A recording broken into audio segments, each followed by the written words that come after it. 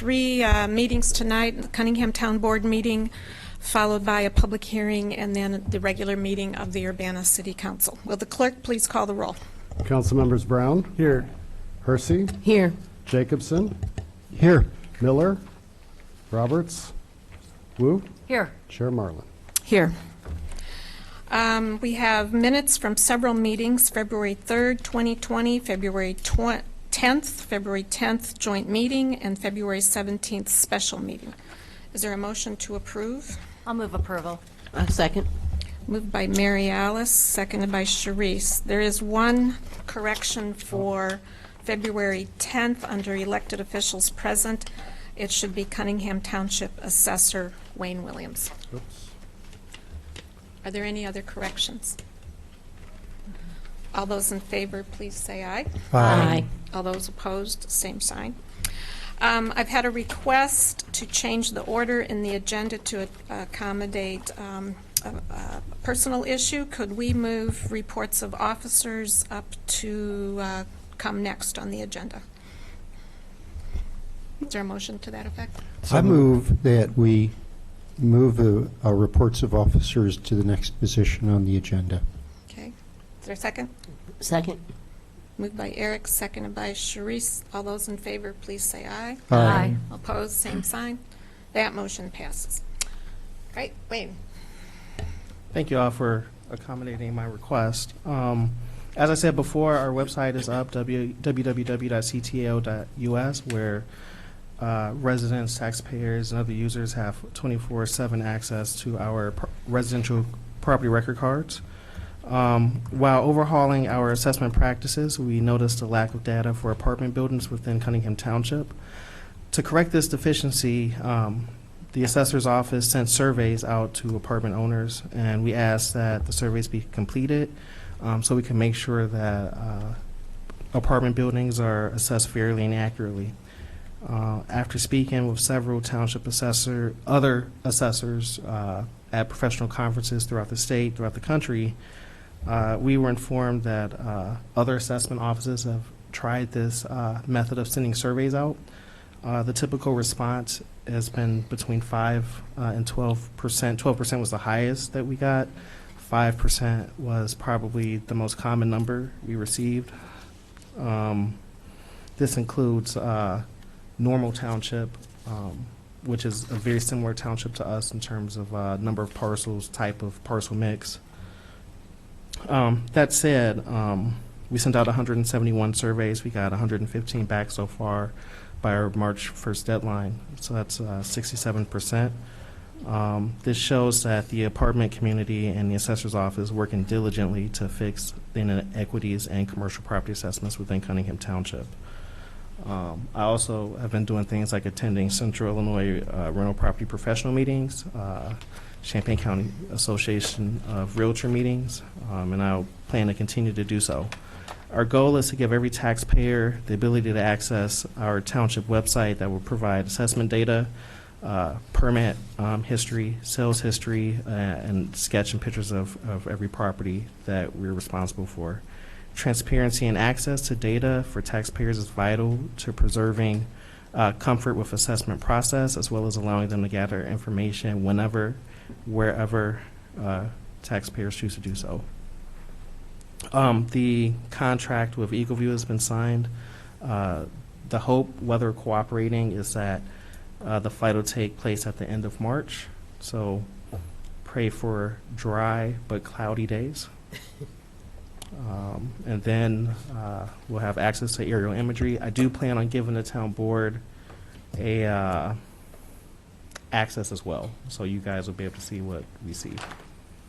Any questions? And I can also take questions for bills if you guys have them from my side. Mary Alice. So you said that you sent out surveys to all the apartment buildings. What was the number of units, the minimum number of units? 7. 7. Okay, so I guess that apartment owners should be aware that if you own an apartment building with 6 or fewer units, you should not have received one. Yeah, and we have found that we had some buildings that were misclassified in our system, and where we sent, say an apartment building owner had 4 properties, but we only sent them 3 surveys. And so we had a couple people reach out to us about that, and it was just due to coding errors in our system. We fixed those. So everyone's been very, I'm very happy with the result so far. Any other questions? Okay, Thank you. thanks, Tim.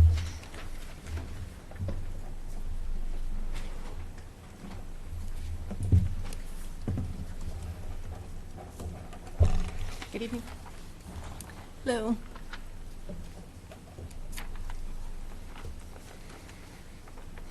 Are we on committee to verify bills?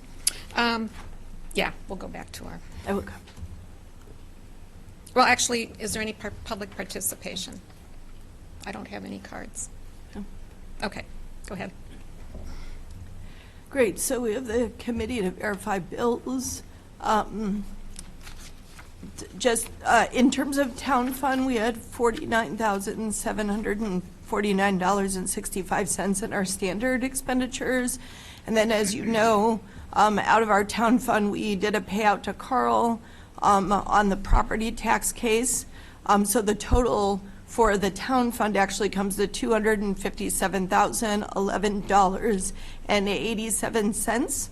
The general assistance fund had its standard is $47,747.85, and then we added the Carl payout to that. So the total from the general assistance fund was $216,631.48.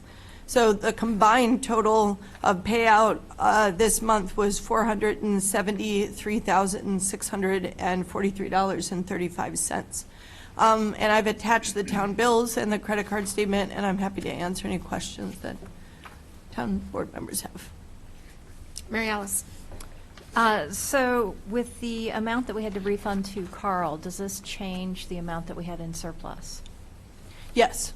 Okay, so do we have an accounting of how much is left in the surplus? So I usually prepare quarterly financial statements. So in April, I will bring not only the profit loss, but I think it would be helpful for you to see the balance sheet across all of our accounts.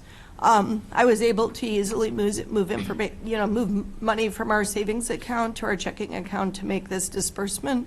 But I certainly want the town board to be aware of what our surplus looks like given that. So you will see that next month with that quarterly report. Thank you. Eric?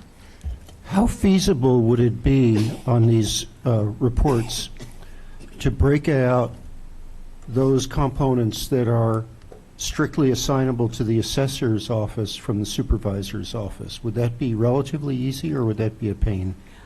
You should, so if you go to the income and expenses by division, you mean line item by line item?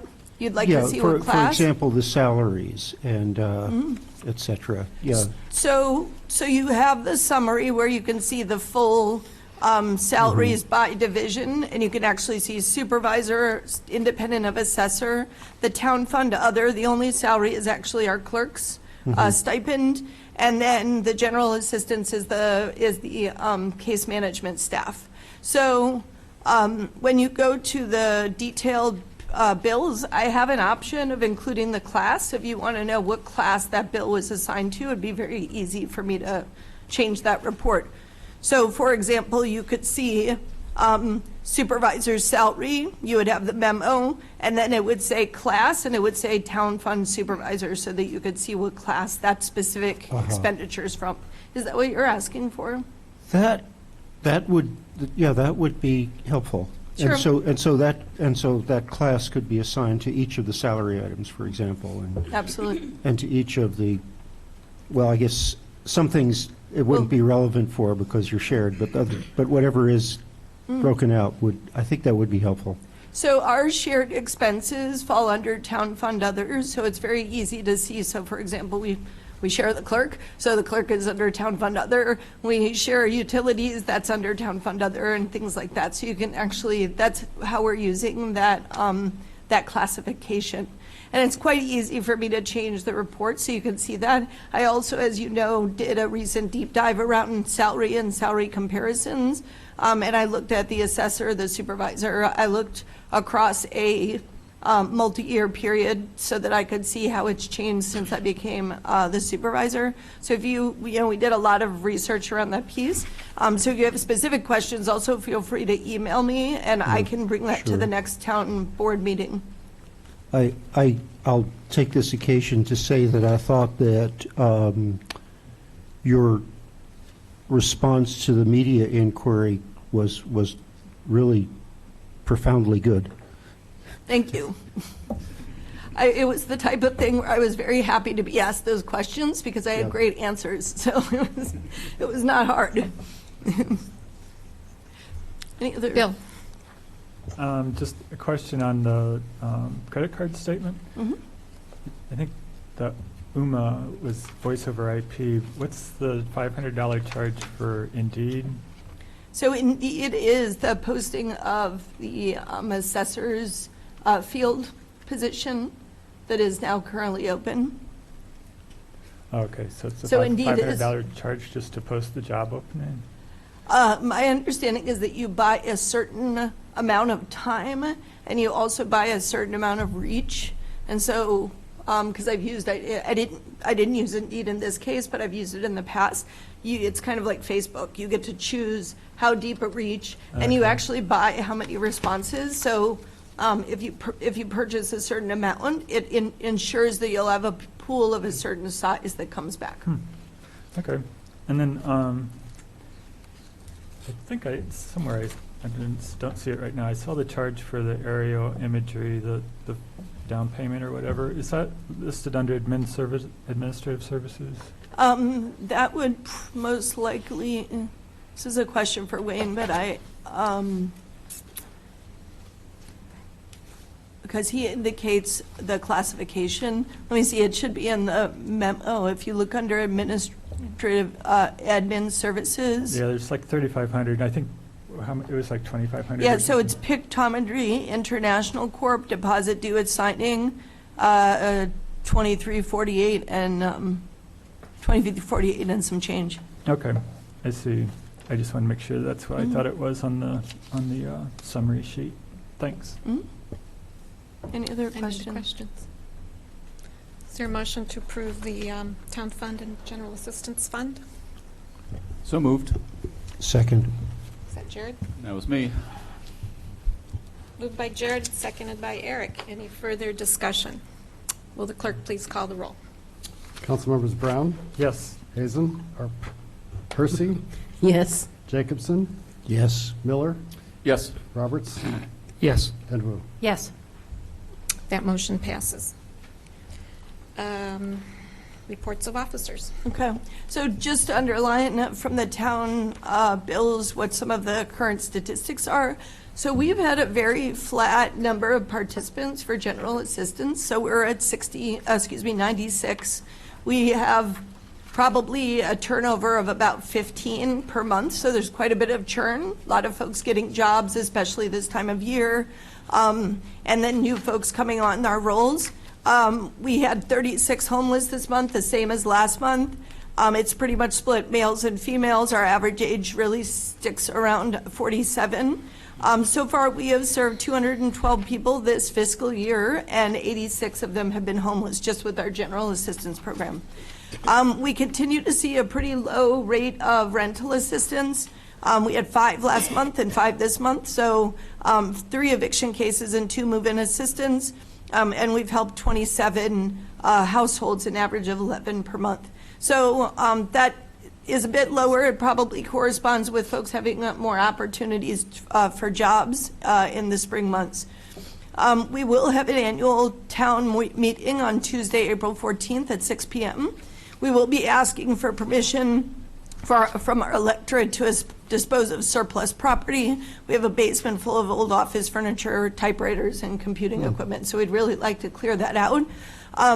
This leads into my next announcement that's not here, but given that I just came from the Public Health Board meeting, there are still no known or confirmed cases of coronavirus here in Champaign-Urbana or in the county. The health district is urging people to prepare and prepare now because it's most likely going to come to our community at some time. There's a great resource on the Public Health District website. It's c-uphd.org.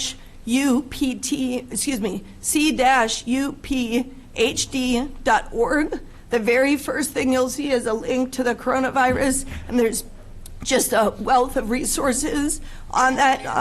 You can actually see how to prepare as a business or employer, a child care facility in the schools. There's specific to-dos. And I know that Julie Pride from Public Health has been, has a show on UPTV to talk a little bit about public health. I did want to point out that our participants typically do not make enough money to stockpile 2 weeks of food or supplies. They absolutely don't, actually, and so we are working on a plan to basically have boxes prepared of all the supplies for every single participant we have, and we will either do pickup or delivery of those boxes. So we're working on that piece. You will probably see some associated costs that were unexpected. I do have an emergency fund of $20,000, and so it seems appropriate to use that for this purpose.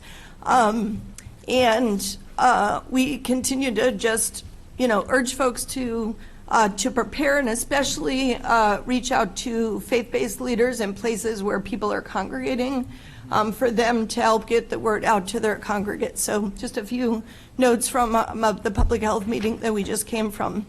I wanted to I gave you quite a few highlights. I just want to point out a couple that are relevant. We do have a art show that is up at the YMCA that will be up until March 20th. It's called Our Stories, Our Places, Our Resilient Selves, and it highlights the voices of Urbana residents who have been through it. That may be poverty, homelessness, domestic violence, etc. We hosted a dialogue with the Interfaith Alliance and actually are doing a number of community engagement grants with the University of Illinois. I was just invited to be the keynote speaker for the Poverty Summit at the University of Illinois School of Social Work. That will happen May 1st. And I've been presenting quite a bit on campus about poverty and really helping students engage with the kind of the local picture and figuring out how they can dovetail that with some of the research work that they're doing. We have been selected by 2 School of Social Work master degree students to serve in our office this summer, so we're very excited, and it looks like we'll have at least 1 bachelor's degree student as well. So that's 3 full-time staff who will essentially serve as interns in our office to augment our staff, and it's a great time for that because we expect the SNAP issue to come down, and we may have some issues with the coronavirus as well. We've been doing pretty intensive training, and I just wanted to point out, I highlighted this in the training of all of our staff will be on our website shortly. So we'll have profiles of all of our staff, their background and experience, and specifically all the training that they have received. A number of these trainings have actually been free, so we're very grateful to our community partners. But we have 4 people who are rape crisis trained, 40-hour rape crisis trained, 1 40-hour domestic violence trained, and then we have a 40-hour training in CU trauma and resiliency. And every one of my staff have been through trauma-informed care and also know how to disperse Narcan in case of an overdose.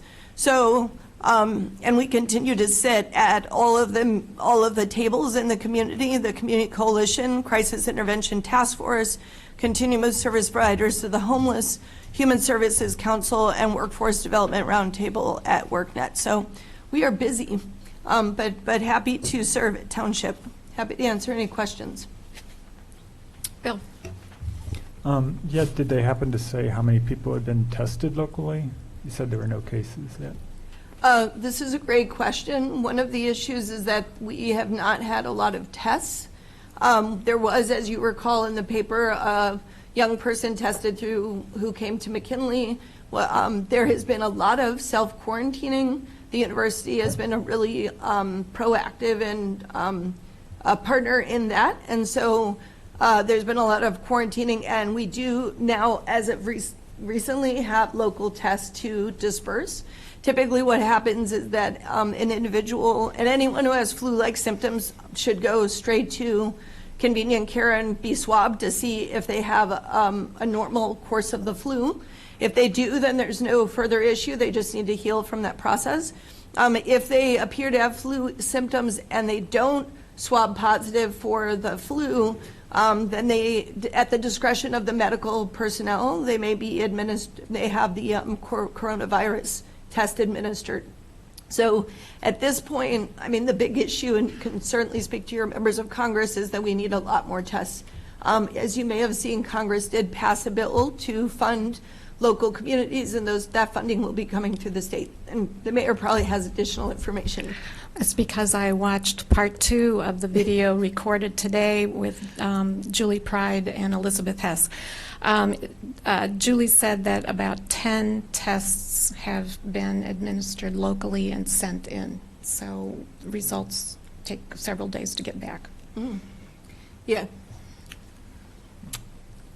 And I will put a plug in for UPTV Part 2. The interview on COVID-19 is going to be up and running this week, and it's a second in the ongoing series of interviews with Public Health District, and they're about 20 minutes long and extremely informative and accurate. So it's a great place to get really useful information, and this thing changes by the minute, so so it's good to have these weekly updates. Okay, any other questions? All right. I don't believe there's any unfinished business. New business is approval of the annual town meeting agenda. You should have received the corrected agenda, which is a small correction under item 6. It should read program updates from Cunningham Township Supervisors and Assessor's Office. That was the only change. Is there a motion to approve the agenda? I'll move approval of the agenda. I'll second it then. Moved by Jared, seconded by Dennis. Further discussion? Voice vote? All those in favor, please say aye. Aye. All those opposed, same sign. All right, seeing no further business before this meeting, we are adjourned. Okay, we can do Thank you. Good evening.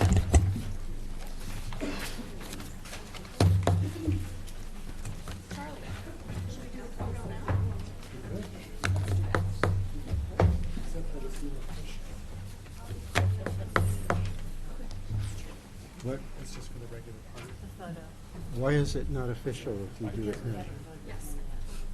Ah, okay, we haven't voted Bill in. So was that going to be? Actually, you now love or- being a stickler. Yeah. Oh, it's 2 minutes. Oh. Let's just Photoshop Bill's face over Dean's face.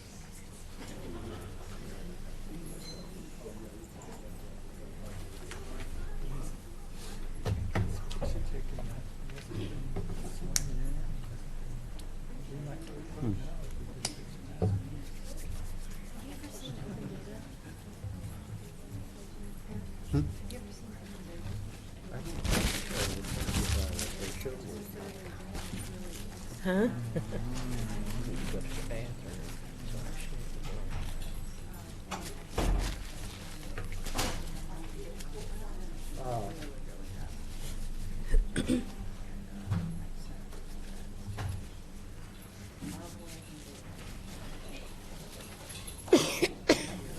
It's funny where you keep your case breakdown and stuff test. Well, that would not be smart, would it? What did I see? So the quarantine period is what, a week, 2 weeks? A section And then that after I that, saw, it has run its course, or it should have run its course? I forget, it was income inequality or violence or some combination of okay. those, but yes, I have seen this website. Well, at least it's on a month. Let me see. Well, and it also seems like the cases have been rather mild for most people. Hmm.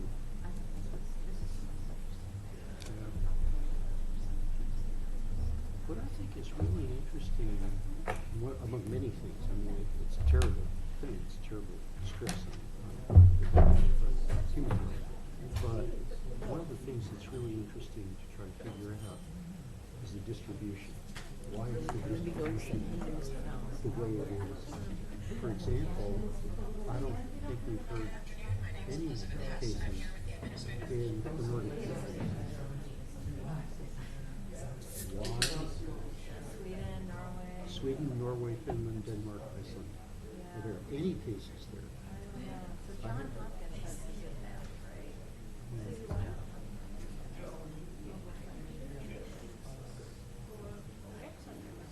Are there some? Okay.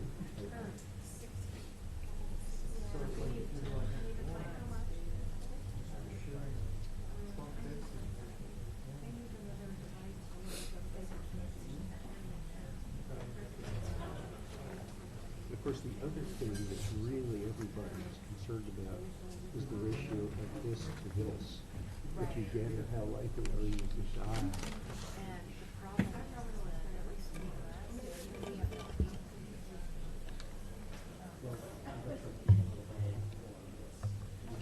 There's Dean.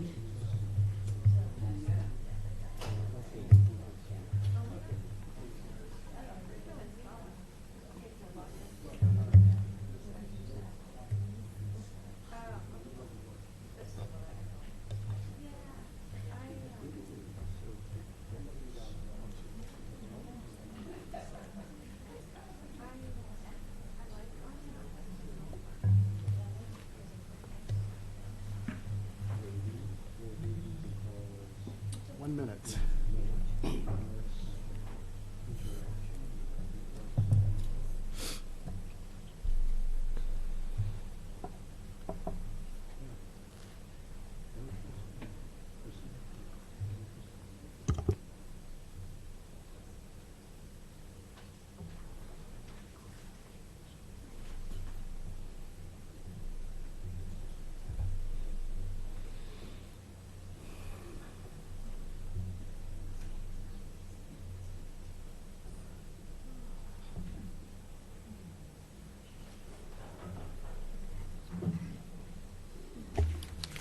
Ready? No.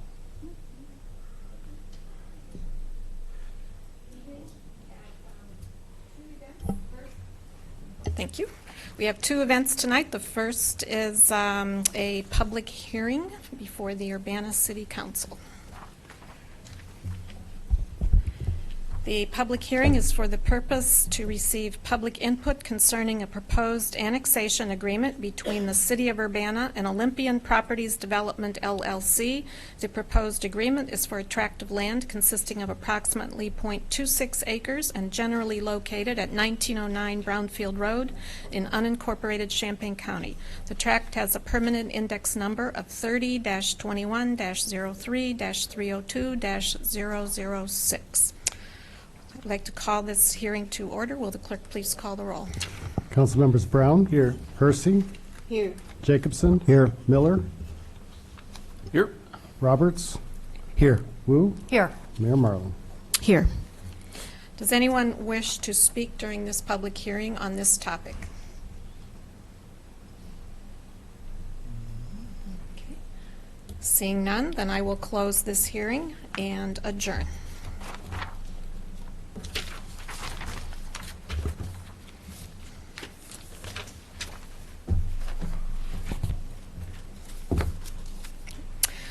And now I'd like to call to order a meeting of the Urbana City Council for Monday, March 9th, 2020. Will the clerk please call the roll? Council members Brown? Here. Hersey? Here. Jacobson? Here. Miller? Here. Roberts? Here. Wu? Here. Mayor Marlin? Here. Next up is approval of minutes from the previous meetings. These are February 10th, a joint meeting, February 24th, and March 2nd, a special meeting. Is there a motion to approve? Move to approve. Second. Moved by Sharice, seconded by Eric. Are there any corrections? All those in favor, please say aye. Aye. All those opposed, same sign. That motion passes. Additions to the agenda, I would request a motion to move item number 1 under new business, which is mayoral council member appointment for Ward 6. If we could move that up to section D and make that number 2, right after our census presentation. I move to approve the adjustment of the agenda proposed by the mayor. Thank you. Second. Moved by Eric, seconded by Sharice. All those in favor, please say aye. Aye. Yes. All those opposed? All right. Next up is public input. I have one card from Mr. Carlos Donaldson. Would you like to come forward? Most of it know, except for the newer members. Mr. Miller, of course, he doesn't know who I am, but I keep eye on him. I live right around the corner from him. So Could he's you doing speak a into the wonderful- microphone? He's doing a wonderful job, so I know Carletta. I'm not here to give him a hard time. But I did want to commend the mayor for the proclamation that was sent out. I appreciate that. It's oftentimes that people forget those that have paved the way for them. And I just wanted to personally thank you for the proclamation that you sent concerning the L6. That's it. You're welcome. We owe you a debt of thanks. All right. Thank you. Thank you.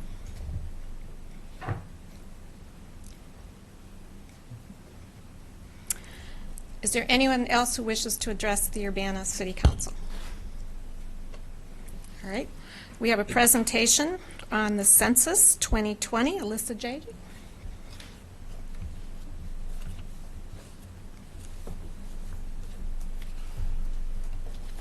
Alyssa is one of the members of our hard-working staff census committee. They've been at it for several months, developing materials and really getting the word about the census, and this is now the week to start. So, Hi, how are you guys? I'm Alyssa J.G. I'm the Community Development Specialist in the Grants Management Division.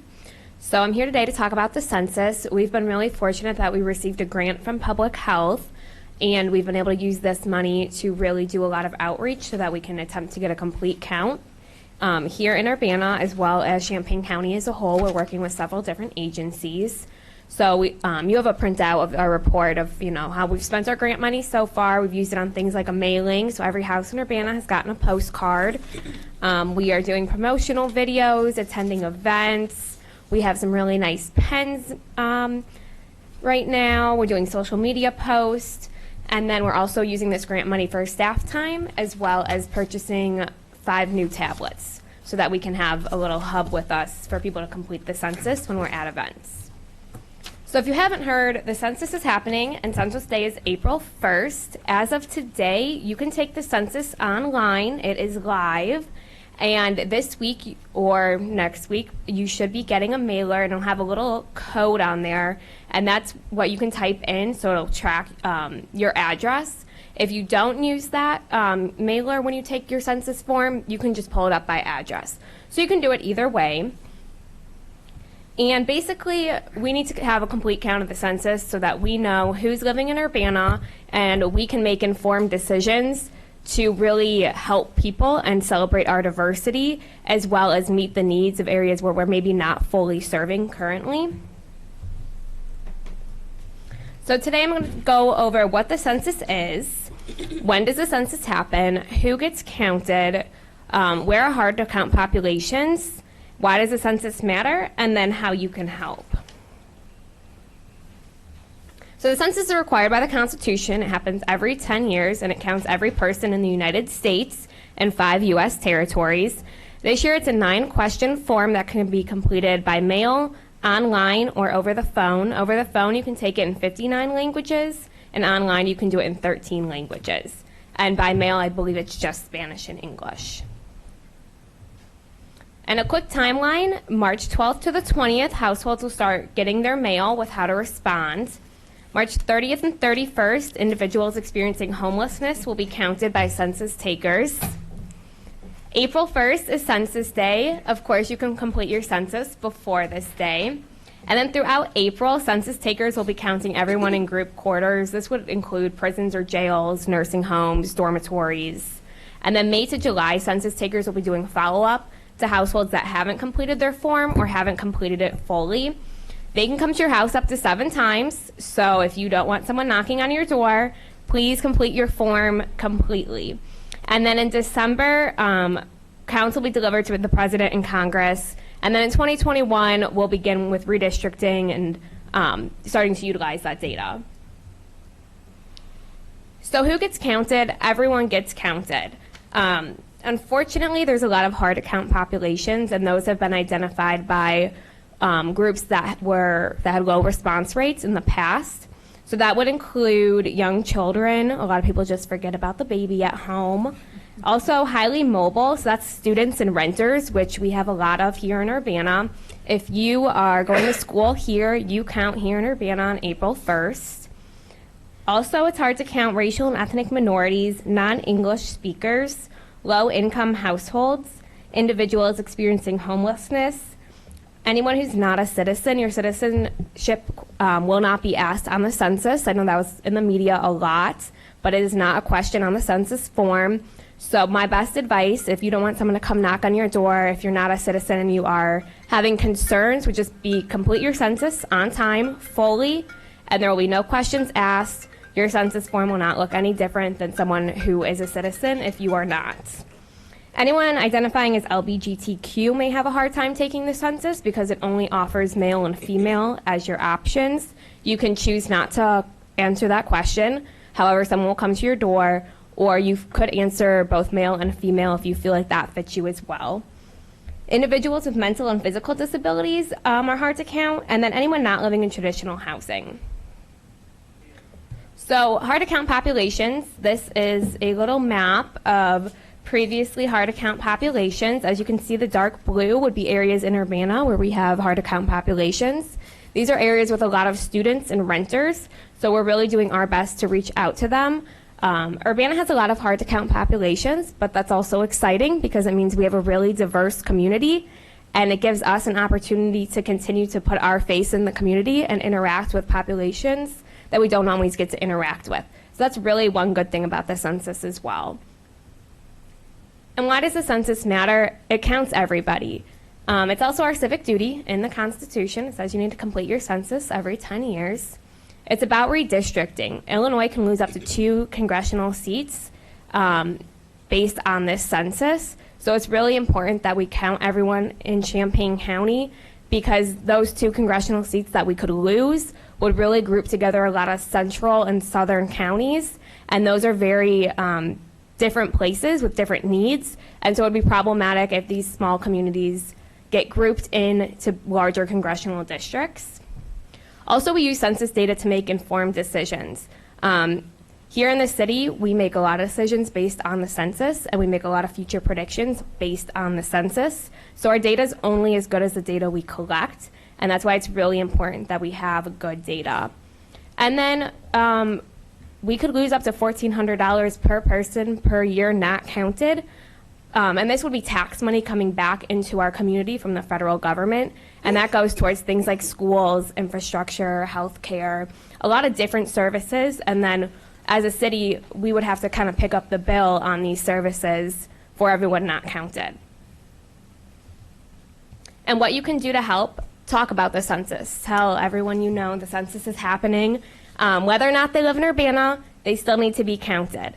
You can sign a pledge card. Bridget has pledge cards she is passing out, and we have them all hanging in the lobby saying that you're going to complete your census form.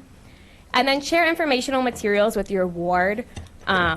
If you need help getting informational materials, you can contact me, Bridget, or Wendy. We can guide you to a lot of different resources, and we can get you some printed out materials as well. And if you have any other questions, you can contact me, Bridget, Wendy, or Sheila. We are heading the Census Committee here. You can visit 2020census.gov. They have a lot of really great questions fully answered for you. And then there's also an 800 number if you would like to speak to a person.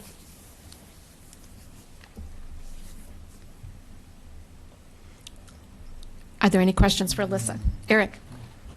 I've never done the census online before. I don't think it's been possible. One person can go online and complete the form for the entire household? Correct. Okay. And I tried it today, and it takes just a couple minutes. It's very easy.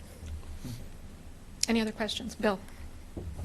Yeah, I'm surprised they don't list the 9 questions. They're pretty easy to answer. There's no questions about income and things like that, right? Yeah, on the short form, there's no questions on income. Okay. I think in the past, the problems we've run into with the census has been after the census, we get the data wrong, or we get the data back wrong. So I guess that's something we need to figure out how to deal with when that comes back. But I think one thing in 2010 that was confusing to people were the new apartments that had like rented out by the bedroom. There would be one apartment with A, B, C, D because there were 4 bedrooms, and it was confusing whether that was 1 household or 4 households. And sometimes people would fill out multiple censuses for one apartment. Yes, and that's part of us doing our outreach and education. The University of Illinois is also a partner in the census, and hopefully we can communicate to students that, you know, whether or not they're renting by bedroom or they're sharing a lease, they still are 1 household, and they should complete 1 form. Okay, thanks. Would you like to provide information about the kickoff celebration on Thursday, the 12th? Yes, thank you for reminding me. Thursday the 12th at Urbana Neighborhood Connections, there will be a kickoff celebration at 2 p.m. Anyone is welcome to join us, and they'll have all kinds of different activities and some refreshments. It's 1402 East Main Street. Eric? So many of us talk to students, and one of the questions for a student would be whether that student should be counted here or where they live or where they're from, and especially that'll be relevant now because many students will be going back to their community of origin next week during the spring break. And of course the census period is covering both the time that they're there and the time they're here. I guess for those of us who really want to get the numbers up for this congressional district, this legislative district, this community in terms of money that comes back to us from the state and the federal government, we'd like to count them here. But in the interest of just giving them unbiased information or not according to our political interest, do you have any thoughts about what's really the right thing for a student to do? Yes, so the census, their policy is wherever you spend most of the year, that's where you get counted. So if you're a student and you spend most of your year here on campus, that's where you get counted. And it's another big push for anyone who's not even from Illinois, but from another country, another state, that they get counted right here in Urbana. We also strategically sent out these postcards. So we did 1 mailer. I believe they got sent out last week. And then we're going to be sending these 1 more time as soon as the students get back from spring break. And we have it in 4 different languages, and then it's going to every house in Urbana. The university is also working really hard to send out mass mailings and emails to remind students to complete their census form for being here. Okay. And there's a special process for counting students in dorms and that sort of thing. So the short answer, the right place to be counted is Urbana for students. Yes. Right. Any other questions? Okay. Thank you, Alyssa. Thank you. Thank you. Okay. We've moved up the appointment of a city council member to this point on the agenda. So I am very pleased to submit a recommendation for the appointment of William Colebrook for the Ward 6 City Council seat. Mr. Colebrook and his family have lived in Urbana for 6 years, having moved here from Mahomet. They sought diversity in the school district and the culture, history, and values of this community.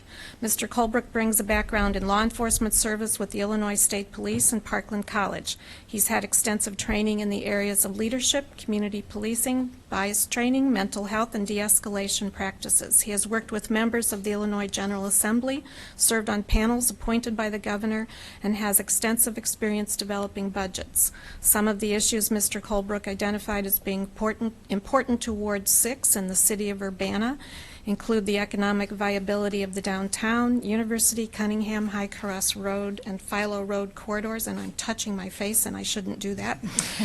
Future of the Stone Creek Golf Course and surrounding neighborhood, reducing gun violence, improvement of relations between city employees, including police and historically marginalized residents, and addressing deterioration of properties that can become a blight in the neighborhoods. Mr. Colebrook's term will end on May 3rd, 2021. So if you'd like to come forward, Bill. Oh, wait, I guess I need to vote. We need a vote. Do we need to move approval? You need to move approval. Okay, I Yes. will do so. I will move approval that William Colbrook take Ward 6 position. I'll second that. Moved by Mary Alice, seconded by Eric. Any discussion? Is this a roll call vote? All those in favor, please say aye. Aye. All those opposed, same sign. That motion passes unanimously. Now you can come forward. We'll administer the oath of office.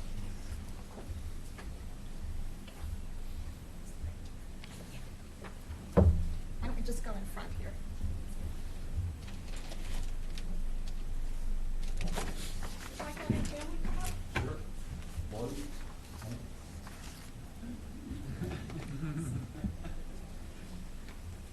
So sorry. How about introducing your family?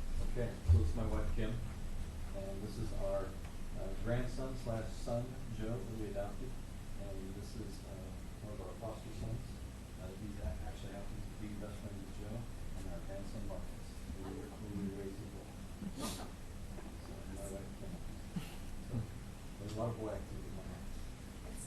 Is that everybody? It Okay. is. All right. You raise your right hand. Repeat after me. I, William Colebrook, I, William Colebrook, having been appointed to the office of Alderman, Ward 6, having been appointed to Alderman Ward 6 in the city of Urbana, in the city of Urbana, in the county of Champaign, Illinois, in the county of Champaign, Illinois, do solemnly swear or affirm do solemnly swear or affirm that I will support the Constitution of the United States that I will support the Constitution of the United States and the Constitution of the state of Illinois, and the Constitution of the state of Illinois, and that I will faithfully discharge the duties and I will faithfully discharge the duties of the office of Alderman, Ward 6, of the office of Alderman, Ward 6, to the best of my ability. to the best of my ability. Congratulations. Thank you very much. Appreciate it.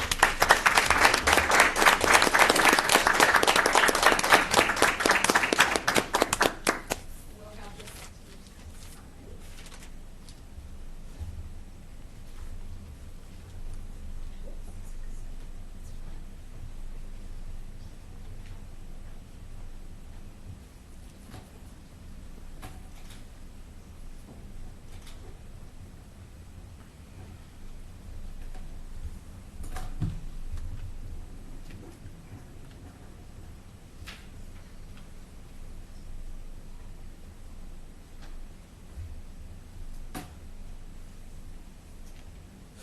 Would you like to take your seat? I will. Thank you. Congratulations. Thank you. Appreciate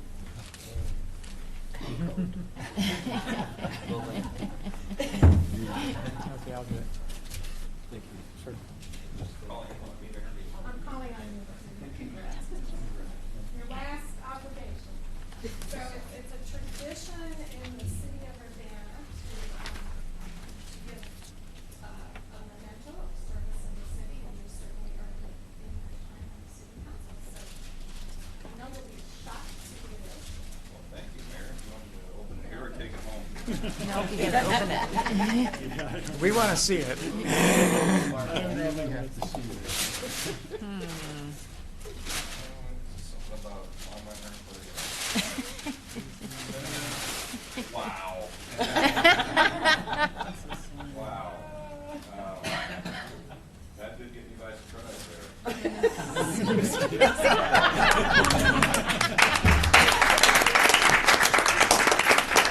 How much do you know about this will be the side that will hang? Yeah? Yeah. It's like you guys know me. Thank you. Thank you so much. And then What are we doing now? you need to put this on your door. Ah, the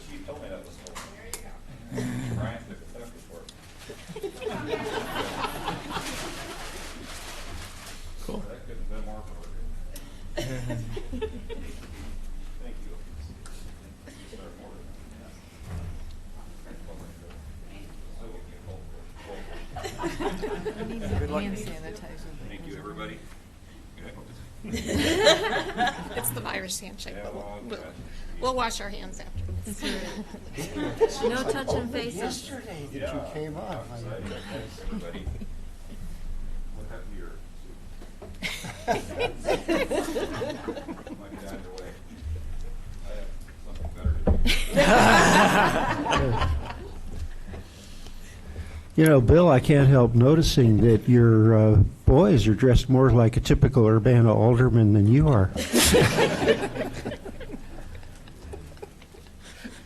Good show, though. We'll convert them over time, right? Okay. And remember, when it's green, careful what you say. Okay, all right.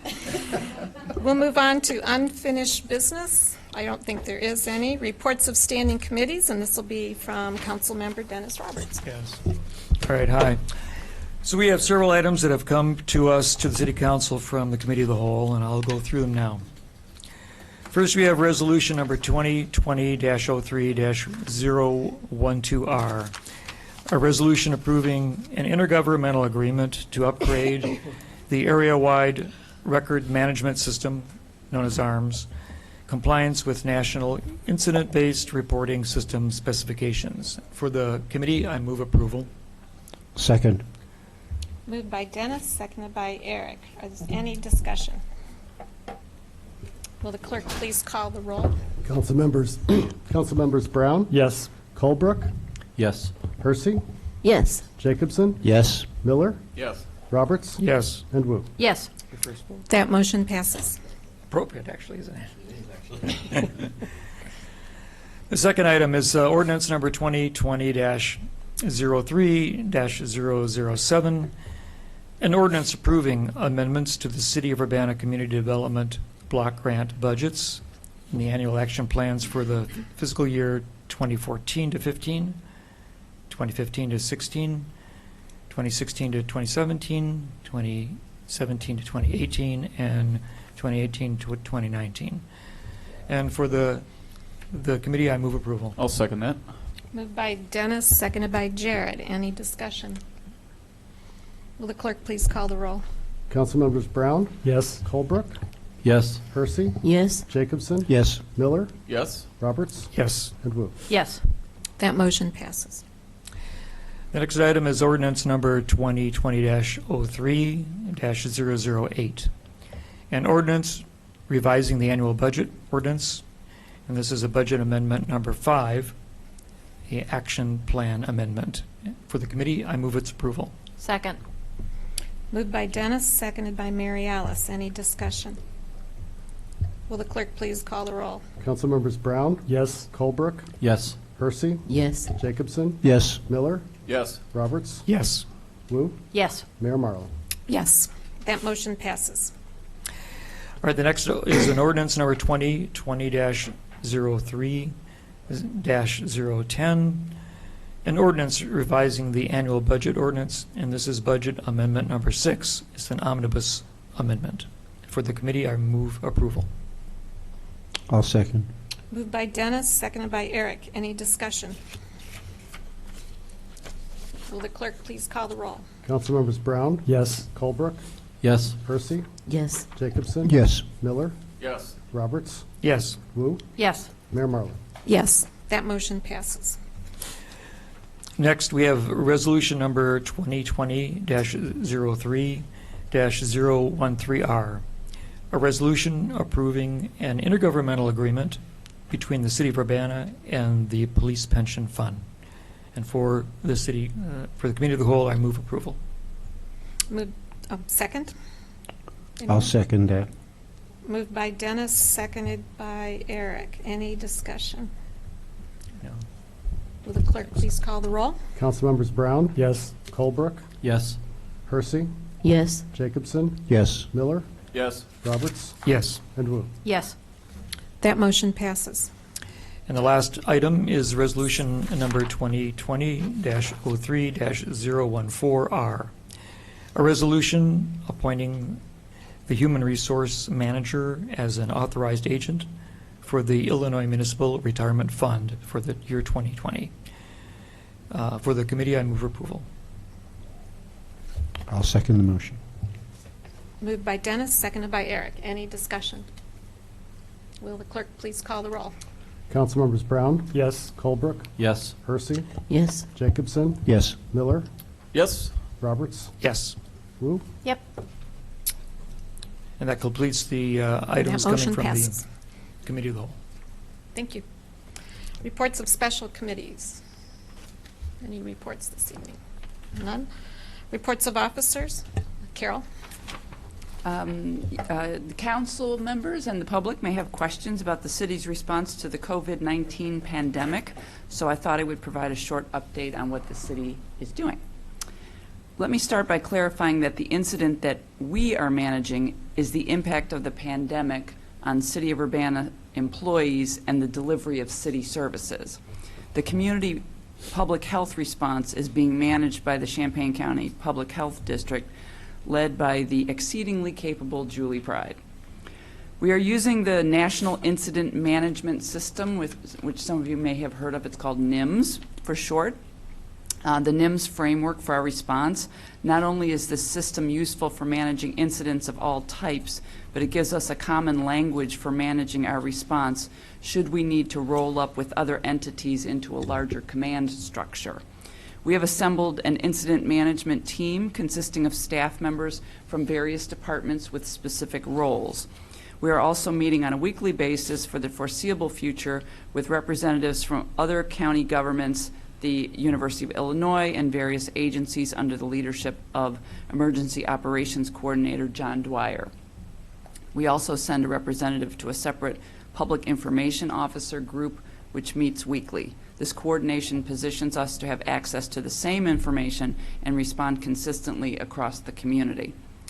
We are encouraging employees to use the same good behaviors as we are all being encouraged to practice, and I'll repeat them because we just want to remember: stay home if you're sick, cover coughs and sneezes, preferably into the crook of your arm, routinely clean frequently touched surfaces and objects, wash hands often with soap and water for at least 20 seconds, which I'm told is 2 rounds of happy birthday to the person of your choice. If soap and water are not available, use an alcohol-based hand sanitizer and avoid touching your eyes, nose, and mouth with unwashed hands. We are developing contingency plans that would allow certain employees to work remotely if necessary, and we are improving our capacity to hold virtual meetings. We are reviewing policies that require obtaining a doctor's note for certain absences because we want to keep people out of the healthcare system to the extent possible. And we have some policies as well that encourage people to come to work when they're sick in order to qualify for certain incentives, and so we're rethinking that on a temporary basis. We are also considering some flexibility for those individuals who run out of sick leave during this incident. I'm hopeful that the delivery of city services remains seamless for the duration of the virus. If the status of our service delivery changes, we'll be sure to keep the council and the public informed. There are areas in which more planning and logistics are needed, including the provision of food and other resources to families in the event of school and daycare closures. And we will update you as those things are put into place. The effort will require a community-wide response, and we defer, except if it's the incident we're managing, which is city employees, city services. We're deferring to the Public Health District because they have the lead on that. So I'm happy to answer any questions. Sure. This is, I guess, a question that I have, because I know this corona thing this COVID-19 thing is serious, especially when it comes to younger children with who don't have their immune systems in place, and older people whose immune systems are usually compromised. Yes. But my other question is this: will we have these same types of responses for just the flu? Because the flu this year has been a monster, from my understanding. So if it's okay for people, do people have to have the diagnosis of COVID-19 in order to take advantage of these particular steps that may be put in place particularly for the COVID-19, or can they also take advantage of it just because, well, they've got the flu?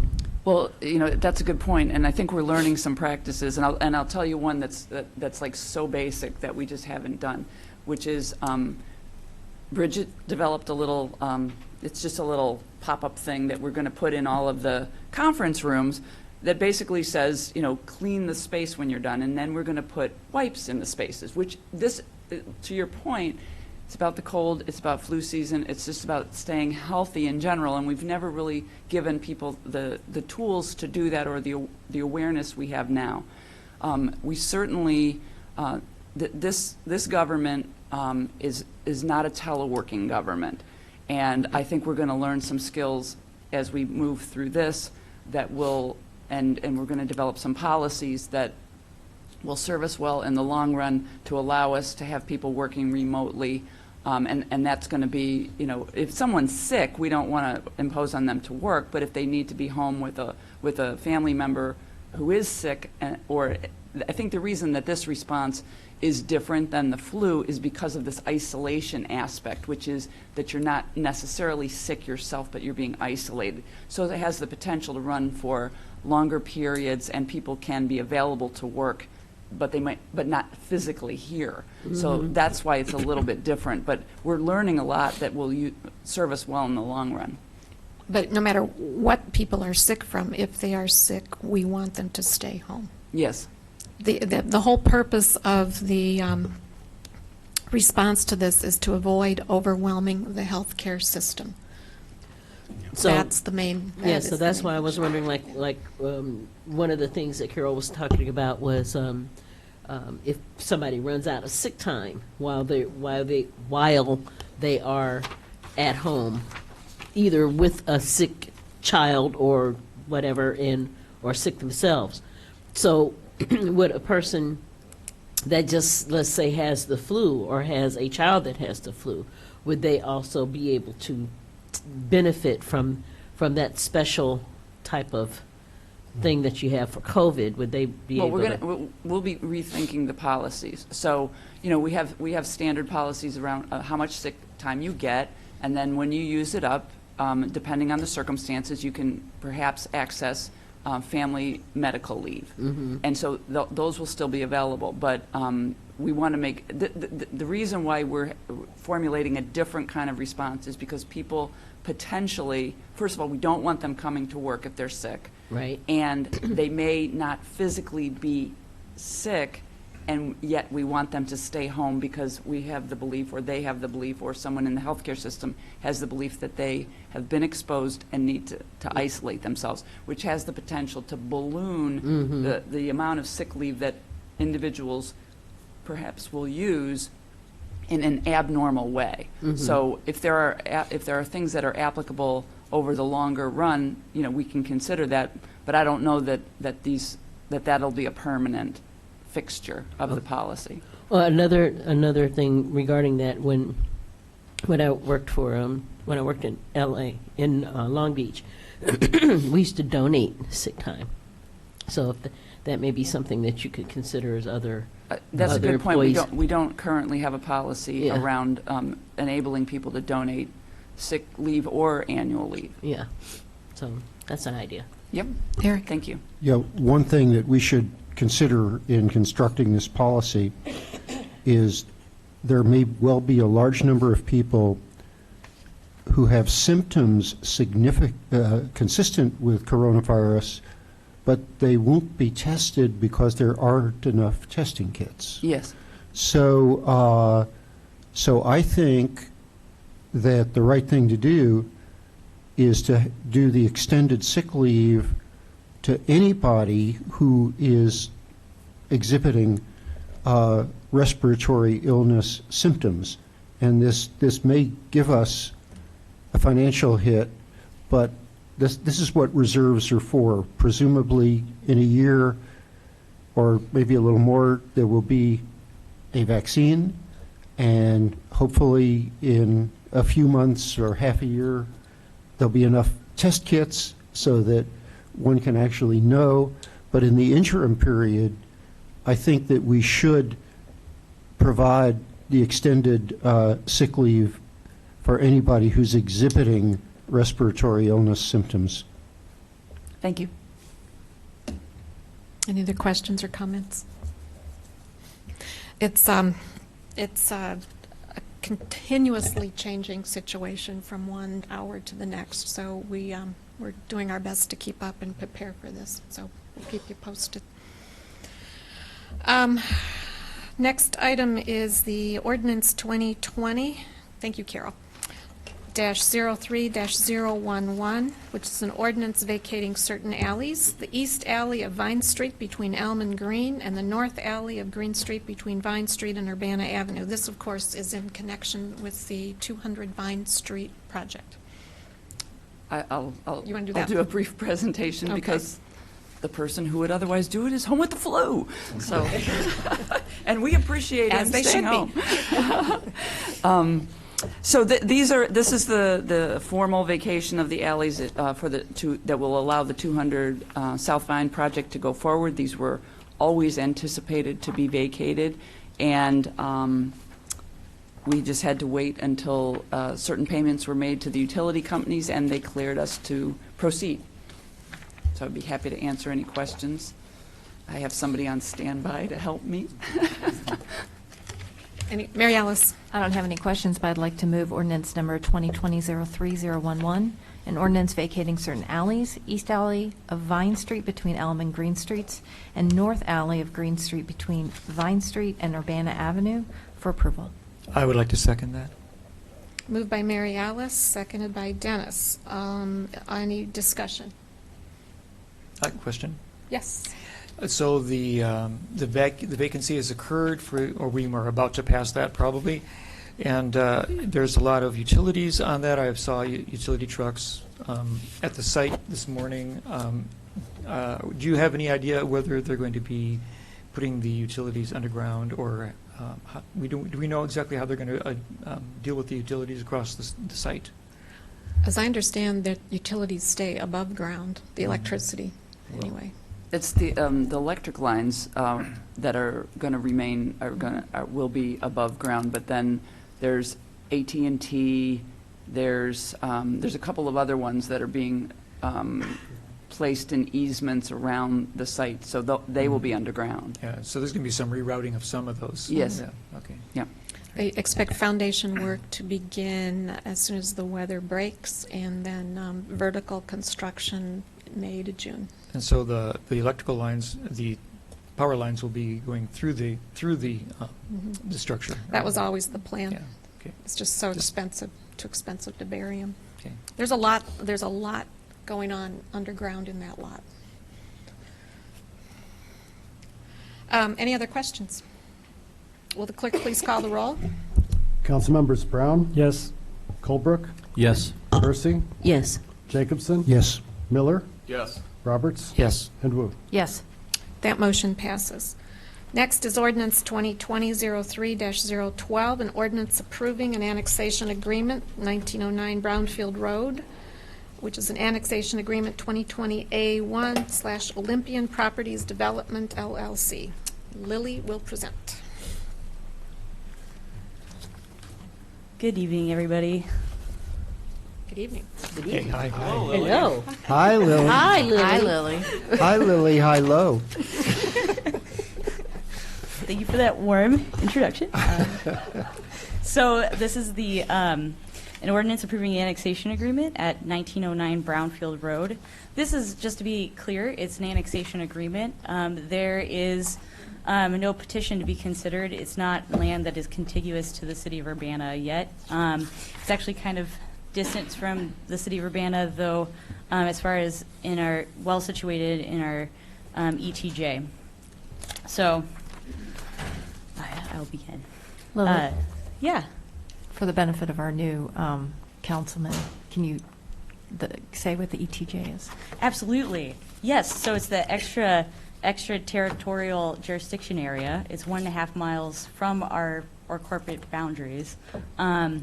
In the state of Illinois, as corporate home rule authorities have this 1.5 mile buffer, and we The idea being that as you see, developments, certain kinds of developments, particularly subdivisions, zoning a little bit, there is the home rule agency has some say and comment over that process. For annexation agreements, we have an agreement with UCSD, and I don't know if you had a chance to look at the staff report, but it goes into a little bit of detail in there. And I was able to look at it, thanks. oh, great. Yeah. Yes. So But we have I'll an still agreement. take your explanation. Go ahead. Yeah, absolutely. We have an agreement with properties that are close to the public sanitary sewer network, and they're in our ETJ, that 1.5 mile buffer. And so when someone wants to build something that's going to connect into the sanitary sewer, we ask them very kindly that you need to enter into an annexation agreement with the city of Urbana. And that's put in, just so I have an understanding, that's put in place to protect the city of Urbana, correct?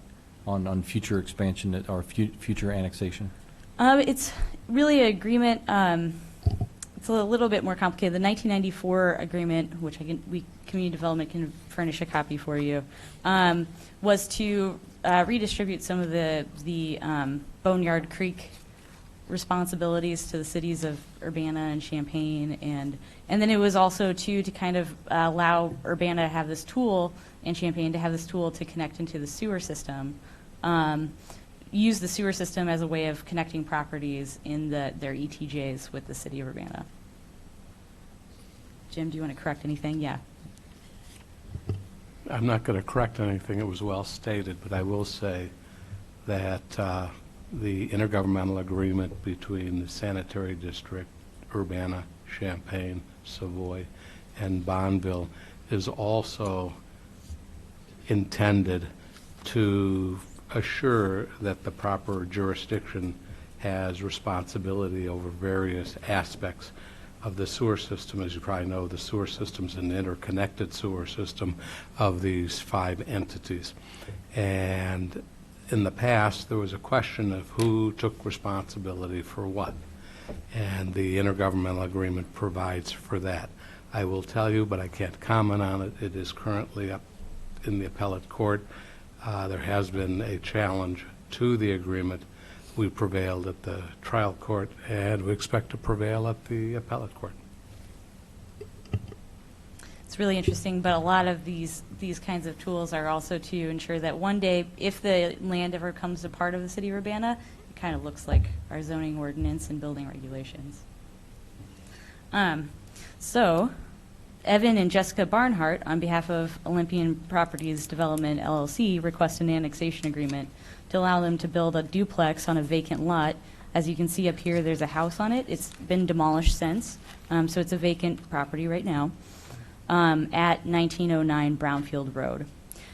As the parcel is currently zoned Champaign County R1, single-family residential, it would automatically convert to the city's R1 single-family residential zoning district upon annexation, unless the parcel is rezoned. The owners would like to build a duplex on the lot and have requested that the property be rezoned to city R3 single and two-family residential, which would conform to the comprehensive plan's designation of the site as residential. The Plan Commission held a public hearing on the annexation agreement and rezoning request at its February 20th, 2020 meeting. The Commission voted unanimously, 6-0, to recommend approval of the annexation agreement with a zoning map amendment to City Council. A little bit of background about this site. To be annexed into Urbana, properties must be contiguous to the city's boundaries. The property at 1909 Brownfield Road is not contiguous to the city's boundaries at this time. At a minimum, 5 other properties would need to be annexed into Urbana before the subject site would be contiguous to the city. The annexation agreement will assure that the proposed duplex will be built to Urbana's current zoning and building standards, so that if and when the property is annexed into the city, it will have been built to the city's standards as of the date of this agreement. The annexation agreement is transferable to new owners of the property and will not expire for 20 years. The property changes ownership in the next 20 years. The new owners will be required to sign an annexation petition with the Community Development Services Department and the City Clerk, and we will keep it on file. The annexation petition can then be executed by an ordinance to annex the property if it becomes contiguous to the city before the agreement expires.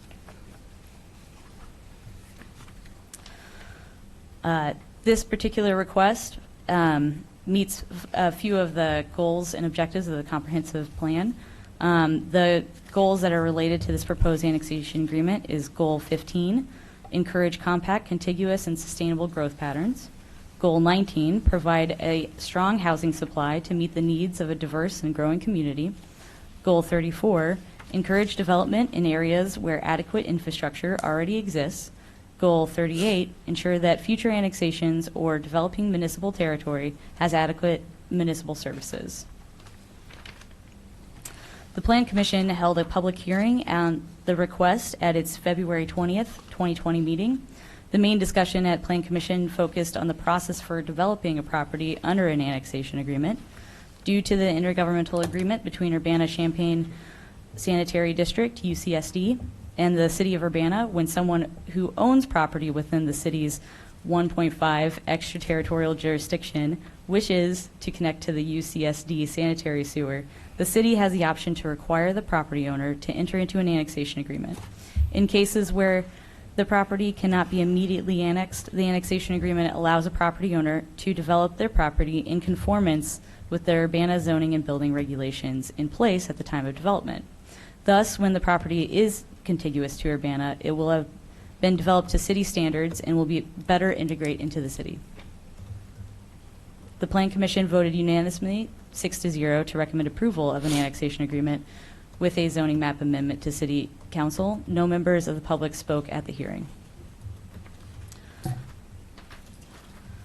A quick note about fiscal impact to the City of Urbana as with this annexation agreement. The property is not contiguous to Urbana and will not immediately annex into the city.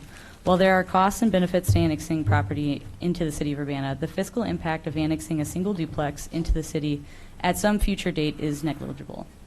The Plan Commission has reviewed this rezoning criteria and has recommended that the criteria has been met, so I'm going to briefly state the criteria and staff findings. The first staff finding, Olympian Properties Development LLC requests an annexation agreement for property at 909 Brownfield Road. The property is not contiguous to the City of Urbana, corporate boundary, and will not be annexed immediately. At its February 20th, 2020 meeting, the Plan Commission voted unanimously to recommend approval to the City Council of the annexation agreement with a zoning map amendment. The applicant requests a rezone from Champaign County R1 Single Family Residential Zoning District to the City of Urbana R3 Single and Two Family Residential Zoning District. The R3 Single and Two Family Residential Zoning District would allow the owner to build a duplex. This would be generally compatible with the residential future land use designation of the 2005 Urbana Comprehensive Plan, which is shown on the screen. The proposed R3 Single and Two Family Residential Zoning District would be compatible with the surrounding area, as much of the adjacent area is residential in nature. The proposed R3 Single and Two Family Residential Zoning District will likely have no discernible impact to the adjacent property values.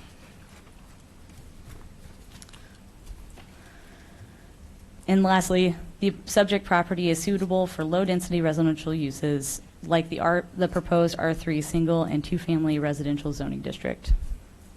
The City Council has the following options in this case. Approve the ordinance approving the annexation agreement with the rezoning.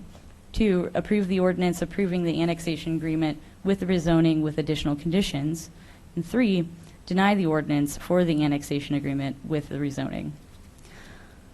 Lastly, at the February 20th, 2020 meeting, the Plan Commission voted unanimously, 6 ayes and 0 nays, to forward the annexation agreement to City Council with a recommendation to approve the agreement with the rezoning to R3 Single and Two Family Residential. Staff likewise recommends approval.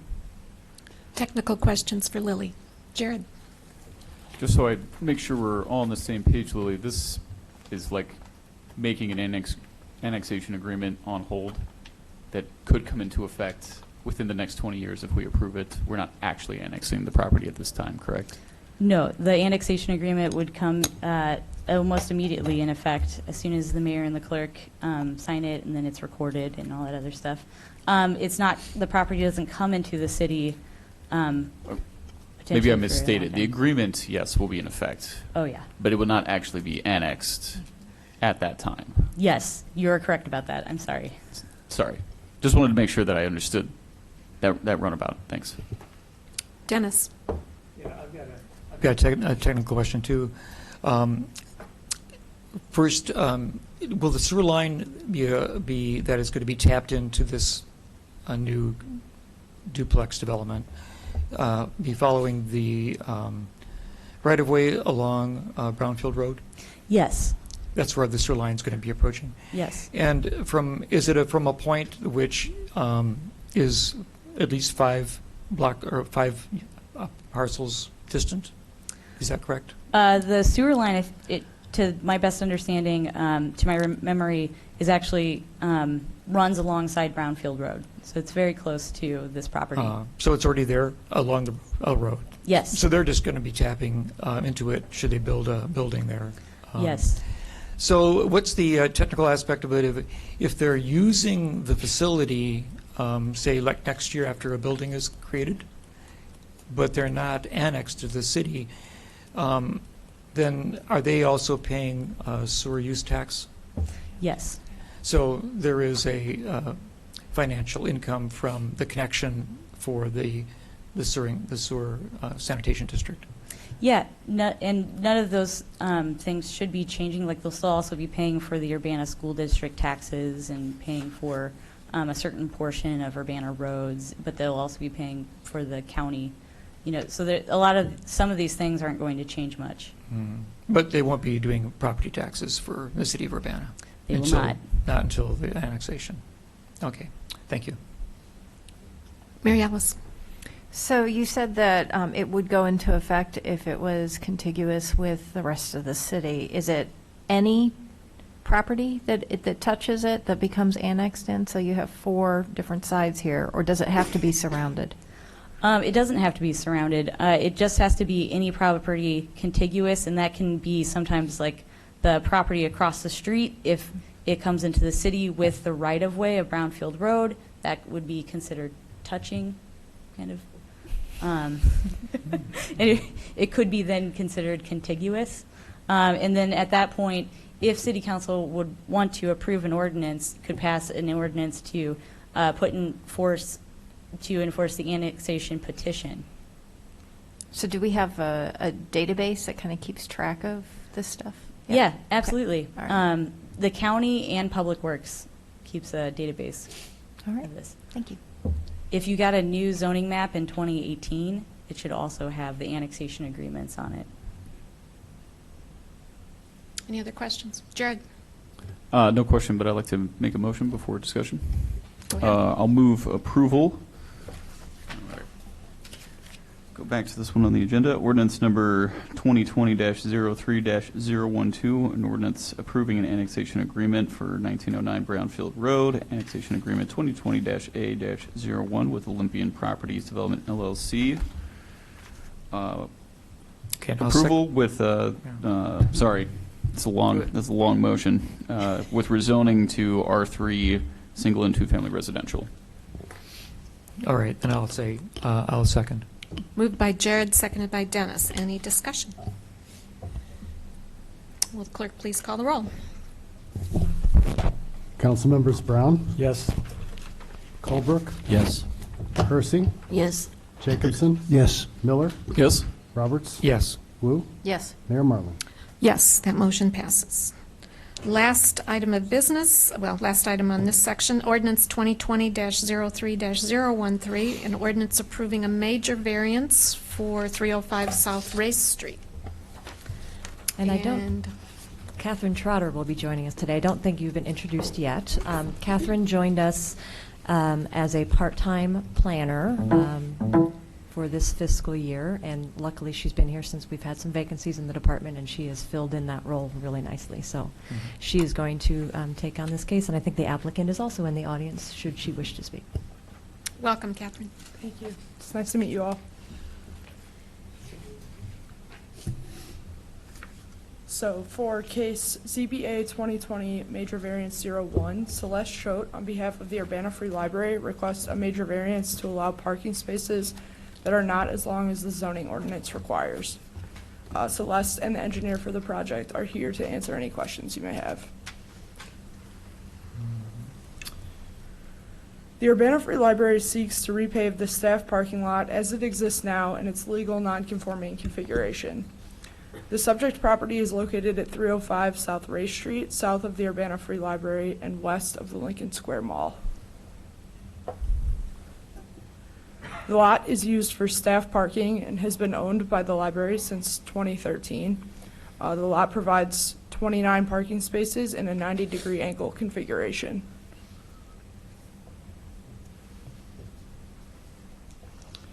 The lot is zoned B4, Central Business District, and has been used as a legal non-conforming parking lot for over 25 years. Parking lots are allowed by right in the B4 district. The narrow configuration of the lot, which is 54 feet wide, limits the number of parking spaces possible on the lot.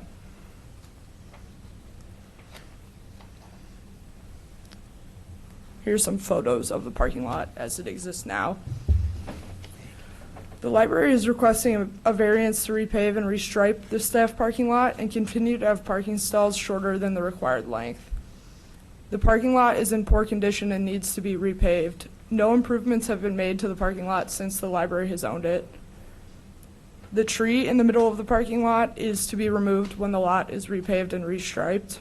And I discussed this with Kevin Sanderson, the city arborist, and he agreed that the tree is not in good shape and should be removed when the parking lot is repaved and restriped.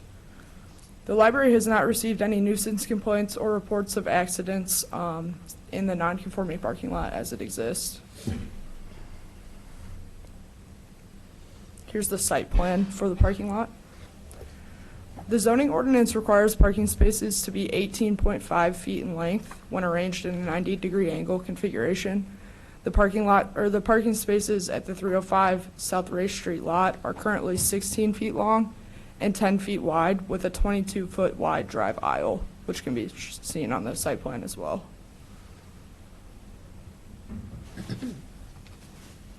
Granting the major variance would allow the library to repave and restripe the parking lot in its existing configuration with parking spaces that are less than the required length. Without the variance, the parking lot could be repaved with spaces arranged in a 45-degree angle. This would result in the loss of 9 parking spaces, which is nearly a third of the total parking provided on the lot. To summarize, staff found that this case meets all of the major variance criteria. The lot dimensions, which is 66 feet wide, including a 12-foot wide alley, create practical difficulty for the library. The variance request would allow for repaving and restriping as the parking lot exists now, which functions very well for its purpose. The variance will not serve as special privilege, and the situation was not created by the applicant. The variance will also not change the essential character of the neighborhood or cause a nuisance because the parking lot has existed in its current configuration for over 25 years. The variance represents the minimum deviation from the zoning ordinance requirements, allowing a 2.5-foot reduction in required parking space length.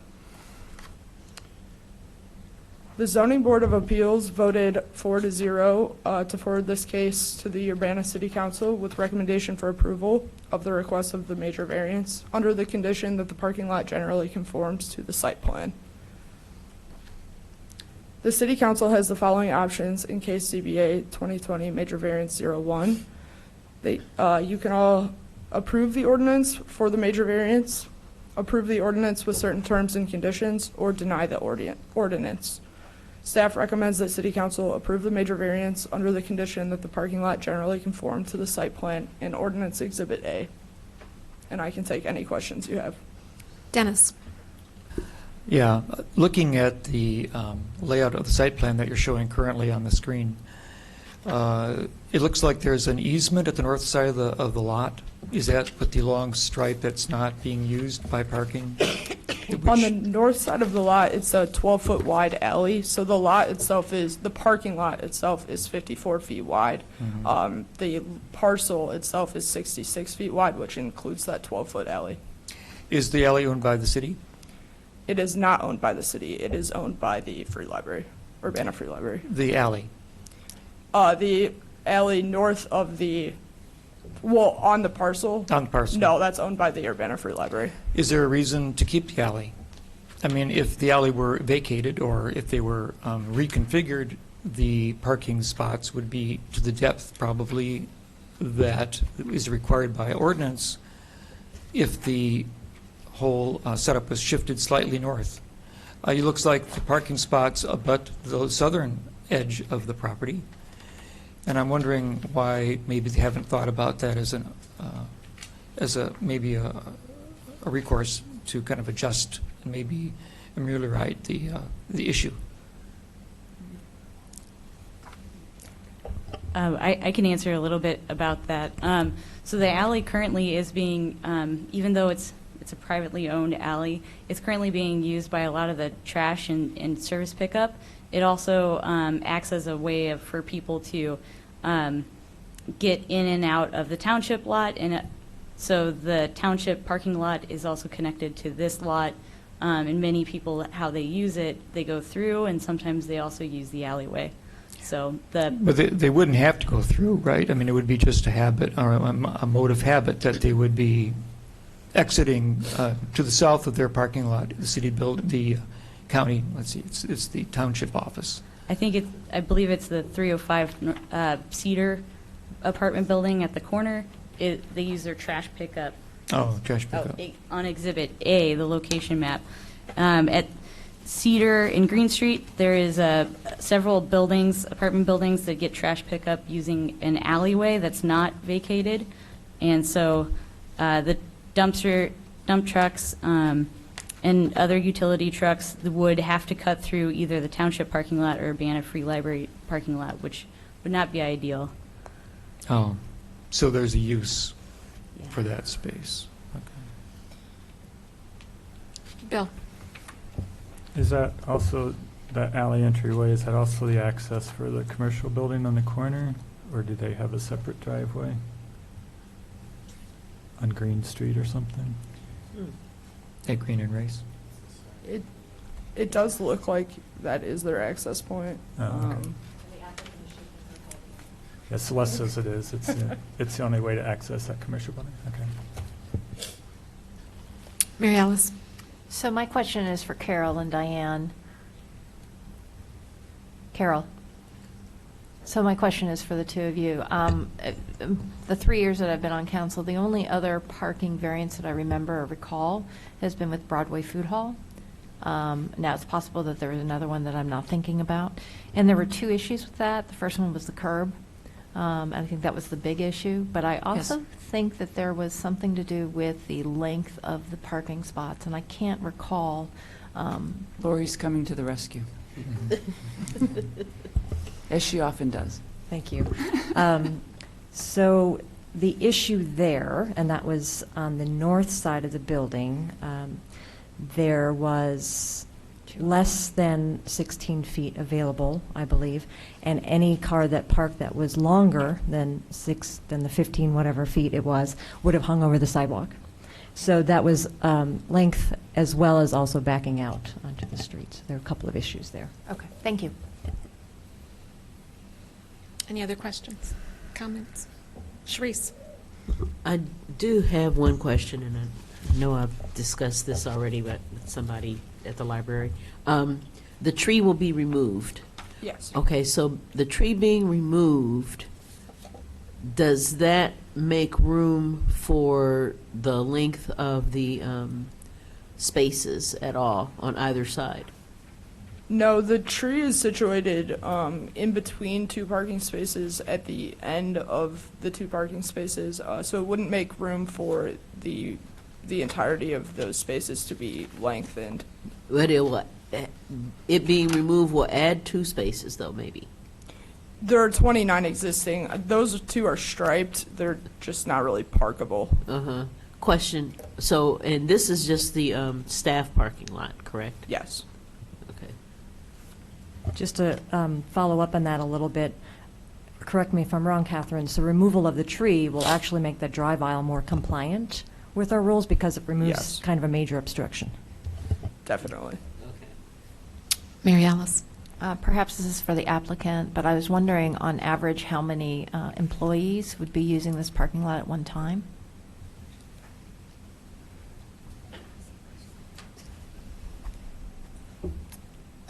In the winter, all the spots are taken. In the summer, when people are walking and biking more often, it's not completely full, but now it is. Thank you. Thank you. Any other questions? Is Yeah. there, Dennis? Yeah, so I'm going back to my idea of vacating the alley so that it enlarges the length of the parking spots. So on zoning map B, it looks like there's also access or space between the, perhaps it's an alleyway that continues from this parking lot all the way to Cedar Street. Is that an access point for traffic, or is that just a tree line or something? I do not believe that that is an access point for traffic. That alley is not a through alley. It's not a through alley. So because it's not a through alley because there's things growing on it or in it or whatever, is that correct? Yeah, I went out and took some site photos, and it's difficult to see from here, but there are shrubbery and trees, as well as, I believe, fencing. So, I mean, I'm just trying to, find interesting solutions to make the parking and actually fit the requirements of the community. I mean, if that was an alley, and if it was a city alley, it would have to be clear to be used unless it was vacated. It wouldn't be wouldn't be allowed to have brush or trees growing in an alley. I mean, we've had people in my neighborhood fined for that. So I was wondering if that would be an adequate access to the buildings and the garage and the garbage pickup. Yeah. So the alley Go I think ahead. you're talking about is not owned by the library. It is an alley, but it's really tight. It's very tiny. And sometimes the apartment building has trash and couches and things, which is not an all-the-time thing. Mhm. But that is super tight. Mhm. So it's not, I mean, it's not owned by the library, but if it's owned by the city has ordinances about keeping an alley clear. Hmm. But the people that are in the corner, the southwest corner that rent that property, That's an R3 property.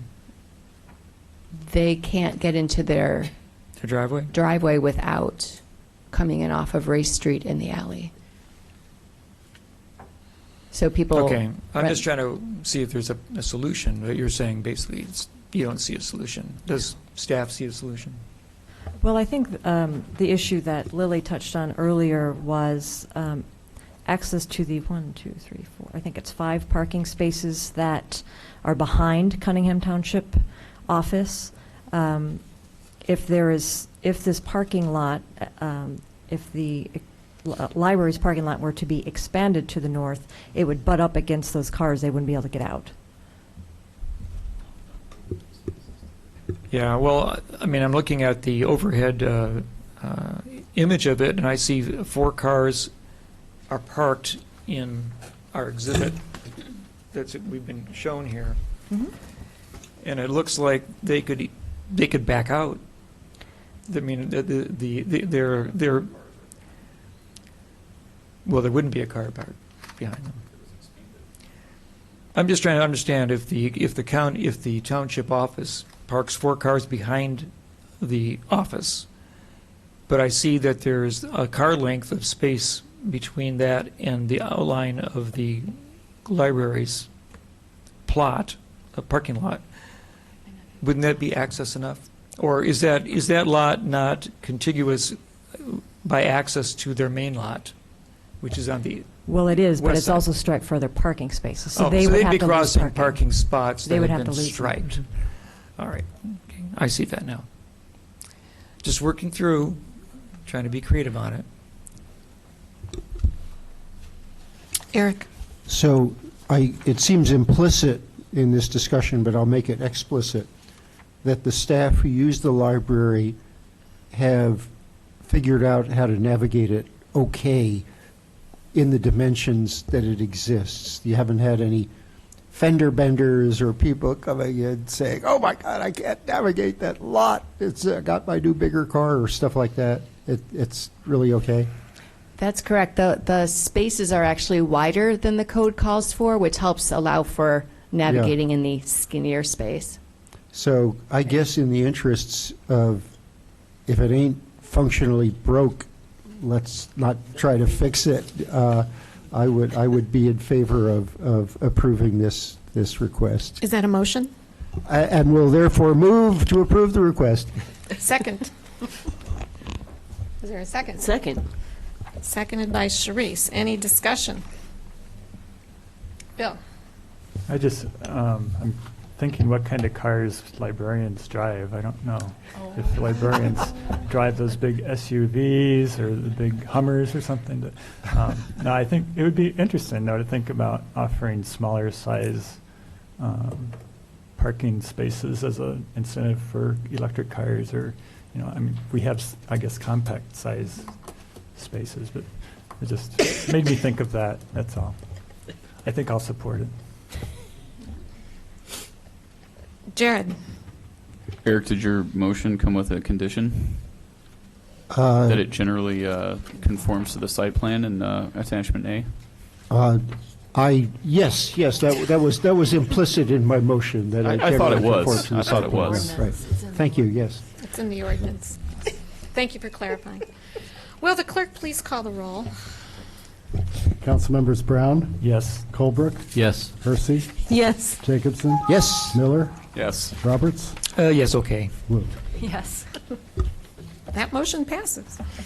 Last item on the agenda are some appointments to boards and commissions. I'm pleased to submit the following appointments to the Property Maintenance Code Board of Appeals Chair for a term ending June 30th, 2023, Scott Kunkel.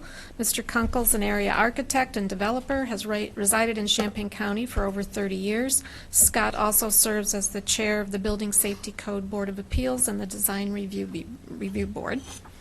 For the Sustainability Advisory Commission for a term ending June 30th, 2023, Grace Wilkin. Ms. Wilkin is an adjunct instructor and graduate student in sustainable energy at Eastern Illinois University. She serves on the Champaign County Environmental Stewards Board of Directors and has a strong interest in making the community more sustainable. And finally, for the Bicycle and Pedestrian Advisory Commission for a term ending June 30th, 2021, Sarthak Prasad. Mr. Prasad is a Sustainable Transportation Assistant at the University of Illinois. Sarthak will replace Morgan White on the commission and serve as the liaison between campus transportation and the city for bicycle and pedestrian initiatives. So we thank Morgan White for her service on the BPAC. She will remain on the Sustainability Advisory Commission, and we welcome Mr. Prasad. So I'd welcome a motion. So moved. Second. Moved by Mary Alice, seconded by Bill. Any discussion? Which bill? Yeah, Bill Brown. Oh, I'm going to have to start saying it. Which bill moved? Was it you? Was it? I did. So first it was the voices, now it's the first name. I can always defer to the more formal, because I'm a little bit more formal. William. Okay. I can do Bill Brown, I can do Bill C, Bill B and Bill C. How's it? Just don't say Mr. Bill. Not Mr. Bill. Thank you. All righty. All those in favor, please say aye. Aye. All those opposed, same sign. That motion passes. And with that, this meeting is adjourned. And we will stay for a minute afterwards and take the new council picture, which is the third council picture for this term. So hopefully the final one.